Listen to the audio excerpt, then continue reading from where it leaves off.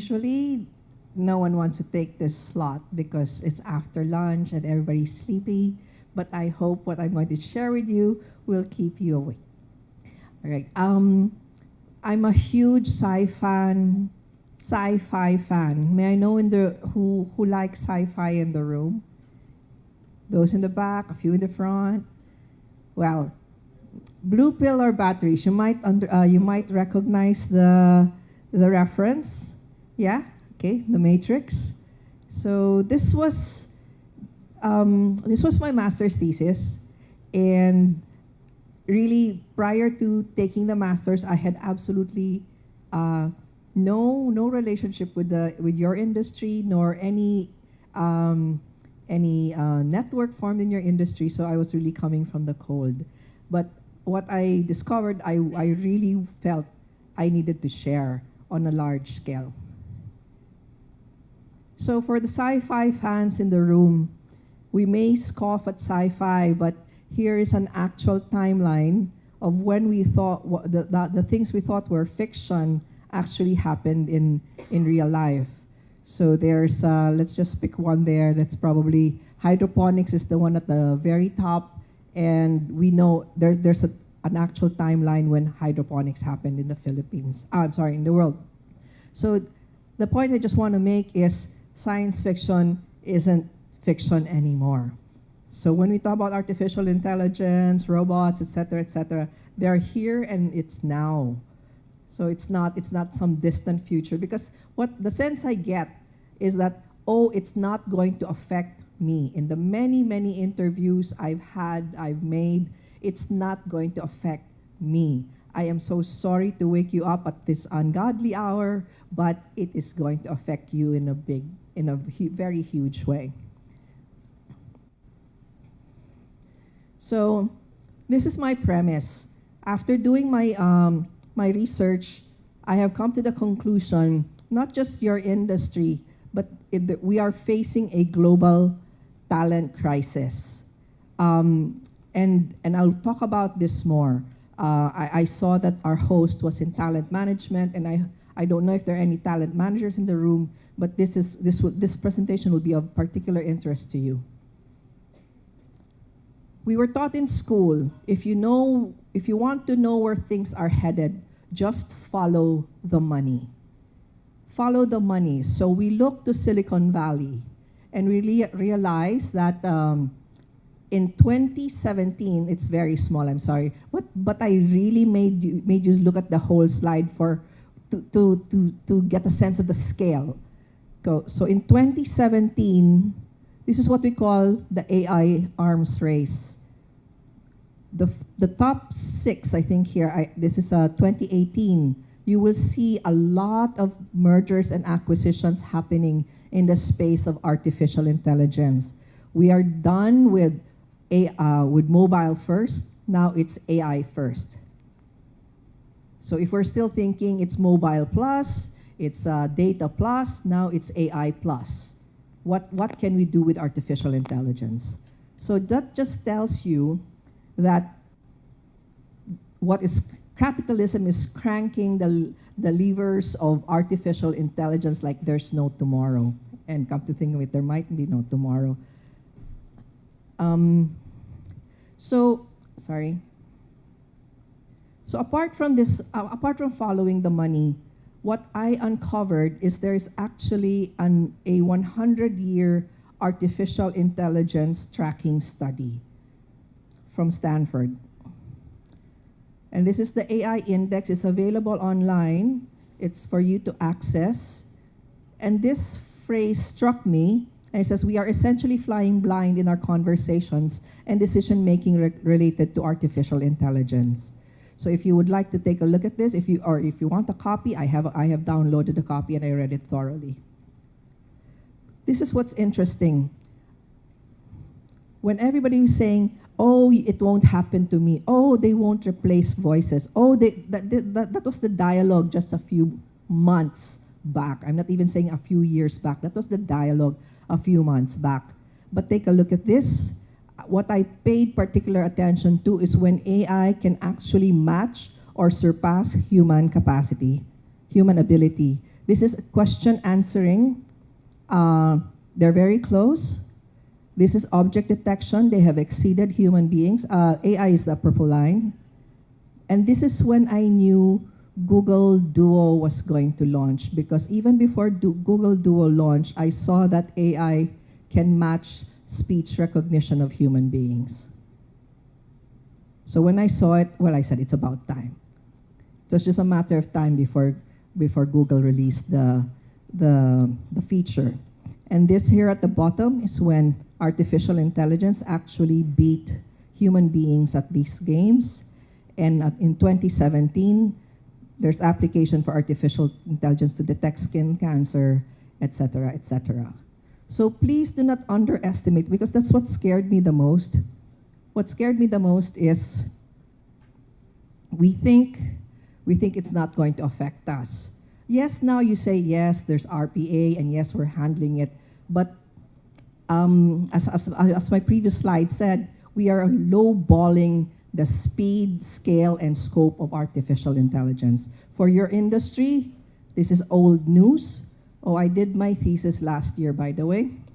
So this is very old news. It's no longer science fiction, it's no longer fiction, it's but a cold hard fact. So you have many articles that talk about artificial intelligence disrupting your industry.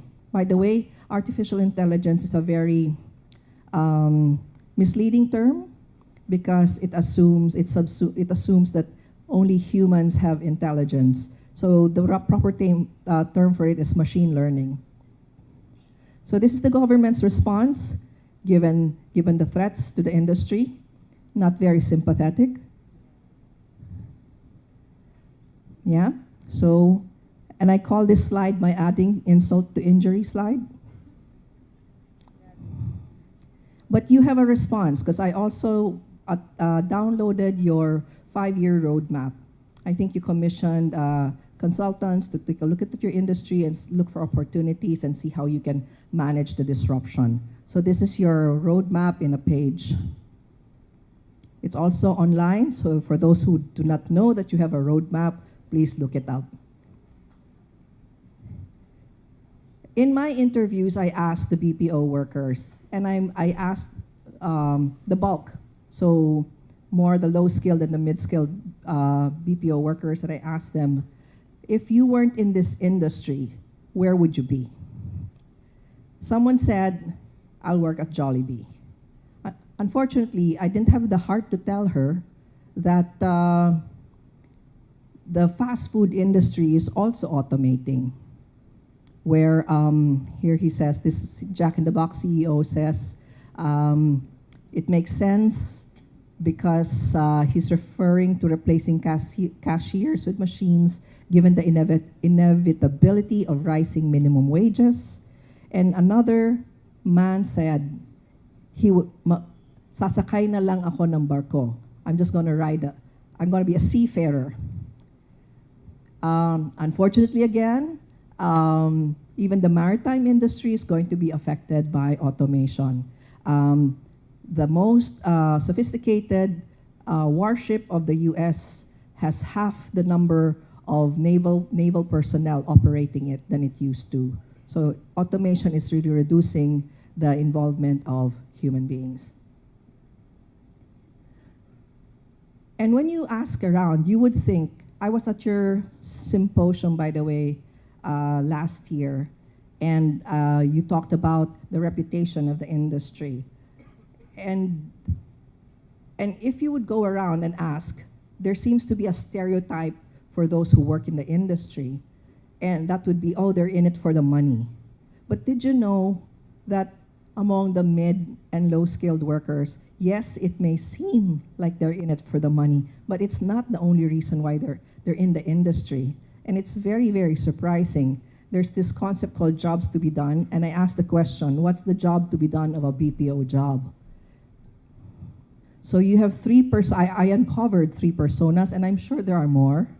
There's the FOMO flyer, the value veteran, and the career charter. You may not see it, but at the bottom it says functional job to be done.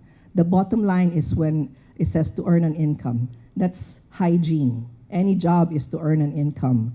but they are very, very different in their social and emotional motivations to be in the job, in a BPO job or an IT-BPM job. So it's worth looking at. So therefore, the challenge became, can we design an effective and scalable upskilling and reskilling platform, given that 1.4 direct and 4 million indirect BPO workers are threatened by automation and AI? And why is it important that the platform is scalable? Because there's just so much to do in so little time. So it must be a scalable platform. But apart from that, the traditional style of training no longer works. So we use design thinking to look at the problem, and there are 3 lenses of design thinking, and we always start with, is it humanly desirable? Will the platform be humanly desirable? Not economically viable or technologically feasible, but is it humanly desirable? Do the agents, do the workers want it? And at the intersection at the overlap of these 3 lenses, you will find a human-centered solution. So here are some learnings. A worker has many choices. So low-skilled workers appreciate being given autonomy to make choices. I know some of you who probably are managers have a different point of view, but please bear me out, because it's that mindset of denial that's stopping us from getting to the truth. So low-skilled workers appreciate being given choices, autonomy to make choices. They do not see training as fair value exchange for their immaterial capital. And I'm not talking about economic capital. I'm talking about the time they have to sleep, to socialize, to drink, to play games. Aren't you wondering why, when it's exchange gift season, what they would ask for is cash and Steam cards? Yeah? This manifests in their disinterest in prescribed and structured training. So what are you to do if this is the kind of a learner that you are confronted with? Now, sorry for the reverse. Will we be able to see it if the lights are on? But anyway, the upskilling challenges is the lack of interest is aggravated by non-engaging training. So they are not engaged. Direct front-loaded instruction, I really can't. Okay. Direct front-loaded instruction surfaces gaps in comprehension, retention, and application. While when you look at new pedagogies, new ways of training, you will find just-in-time and micro-learning deliver higher completion and comprehension rates. Okay, so these are the things that surfaced during my research. It looks better on that side than this side. And of course, we look at the technology available. There are numerous tech-enabled upskilling solutions that now address learner needs such as choice, agile feedback, simultaneous affective and cognitive engagement, and I think there's going to be some discussion on that, fair value exchange for learners' immaterial capital.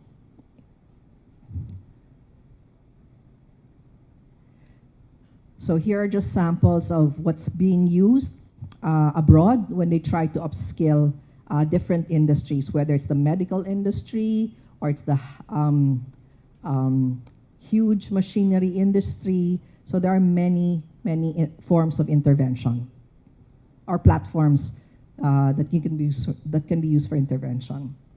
So design thinking, the discipline is you reframe your original challenge based on the human desirability learnings that you get. So I have reframed the challenge to how might we upskill a low-skilled, job-oriented BPO worker, given that he or she is driven by being able to make his or his own choices.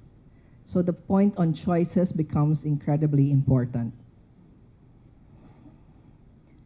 So I'm not going to go through this, but I'd just like to flip through a few screens that show you the rigor I went through while I was creating prototypes and experimenting. You may ask for copies of the presentation when I'm done, and I will gladly give you a copy because there's so many small text that you might not be able to appreciate. So I'll just flip through these, but there's a certain protocol I went through.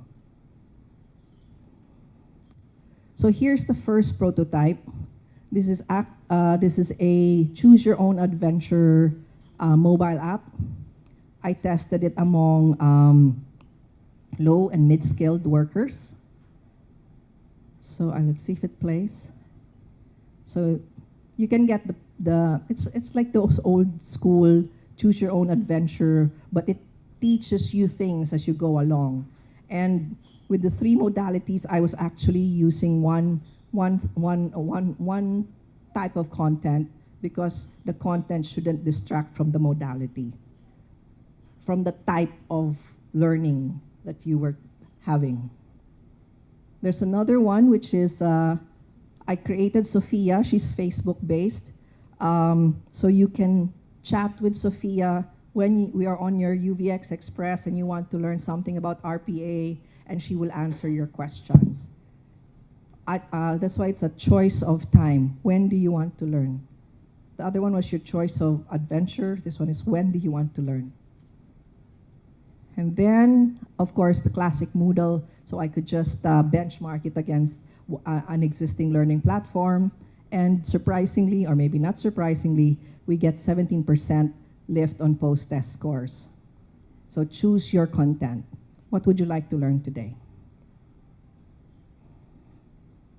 So for a 50-year-old woman, I do tech. I created these things. So it's never too late to reinvent yourselves and embark on another career. So we analyzed the 3 modalities and found out that the 3rd modality, maybe because it's the most familiar, and what I realized is that my modalities weren't accessible in free data, and most of the workers were on free data. What a huge disappointment, but also learning. That sometimes we think everybody's on a plan because they have enough money, but they'll choose to go on free data. So it's not so much which modality won when I did my analysis. The modality successes are marginal. So I dug deeper and studied when the workers actually access the modalities, how long did they stay on the modalities, did they actually finish the modalities, and that's my big aha. My big aha is the modalities are immaterial. The bigger problem is there is no impetus to upskill. And imagine your roadmap, your 5-year roadmap is heavily contingent on the workers being upskilled, but there is no impetus to upskill. And there were many interventions, whether it's a 500 peso Steam card, or it's a stern letter from the boss. There were many interventions, but still, the completion rates were so low and so slow. So my thesis was on digital, but I had to say at the end of it that the answer is not digital, because the problem is social cultural, right? It's attitude. So it's primarily a socio-cultural challenge. And here's the thing. The most dangerous assumption you can probably make is to believe that the promise of more money or career advancement is enough to get 70% of the total BPO population, that's 600,000 souls, to upskill or reskill. That's an incredibly dangerous assumption. I think you need to test your assumption, because you have banked your future on that assumption.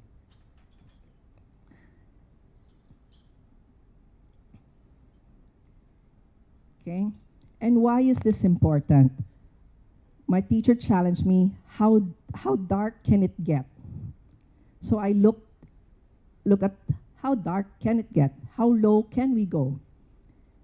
And I saw this article, And it celebrates the dirtiest job on the internet as being the saving grace of your industry. And I know in your heart of hearts, it's not what you want your industry to stand for. For the academics in the room, you might want to look up digital Taylorism, because it basically is about reducing the human being to its lowest potential, turning us into machines of flesh, right? So I know you don't want your industry to be that. So I don't know why someone told ABS-CBN that it's the brightest spot for your industry. So, but I don't want to end on a very dark and low note. The title is Blue Pills and or Batteries. It's a choice. So there are many resources my advocacy has created. So there is an open letter to the BPO agent on Medium. You might want to give it a look. There is a Facebook page which we created which houses resources on upskilling, reskilling, and reinventions. It's called B-Beta. I truly believe we are in perpetual beta and can only be better versions of ourselves. And on SoundCloud, you would have podcasts on people who have successfully upskilled and reinvented themselves, and they share their stories in 15 minutes. I also feel that when I wrote this last year, that you could go into a review of your plans and see and surface the gaps. And there is still time to address the gaps, like particularly the area in sociocultural barriers and challenges. So these are my personal reflections. Blue pill or batteries alludes to the choice Neo had to make at the beginning of the sci-fi film, The Matrix. He may have chosen, as you can choose, to stay blissfully unaware or choose to accept the dark reality. This thesis exists to destroy the dichotomy, because unlike the Matrix construed illusion of choice, everyone has an actionable, tangible, and measurable choice. From the IT-BPM industry leadership, to the BPO operator, to the low-skilled call center agent. The inconvenient truth is, biology cannot outrun technological development. It's just a matter of time before a global upskilling crisis stares us back in the face. Low, mid, and high-skilled workers will forever be caught in a vicious cycle of upskilling and reskilling. Until the time we can all just as easily upgrade to Human 3.0 as we upgrade our phones, we'll be running to keep still. So I think there's a larger challenge, not just for your industry, but the world at large, and it is how might we turn the relentless and vicious cycle of upskilling into a self-propelled and virtuous one. Thank you. Thank you very much, Ms. Peachy.